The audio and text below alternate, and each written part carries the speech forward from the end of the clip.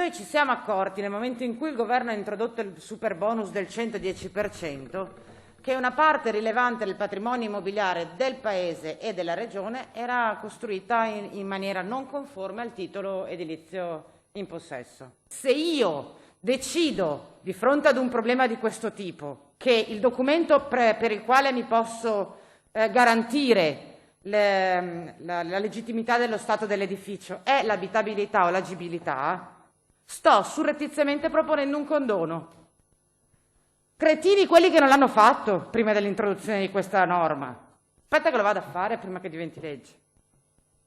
Peraltro la Corte Costituzionale, come dicevo precedentemente, ha già detto che quel meccanismo non funziona, perché essendo un condono non è la Regione che può autorizzare i condoni, ma lo Stato.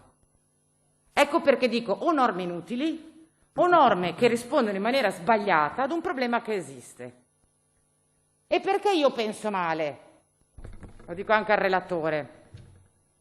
Perché in realtà se quello che noi abbiamo in mente, consigliere Valdegamberi, è davvero sanare situazioni di questo tipo per tutti quei cittadini che comunque vorrebbero investire in un processo di riqualificazione energetica e accedendo al bonus 110%, se fossimo in buona fede e fosse davvero questa la preoccupazione che avremmo, non dovremmo fare niente, perché è già intervenuto il governo e ci ha già detto che per gli interventi del super bonus 110% è sufficiente una CILA e che non serve la dichiarazione di stato legittimo dell'edificio perché basta riportare nella pratica il numero della pratica di agibilità.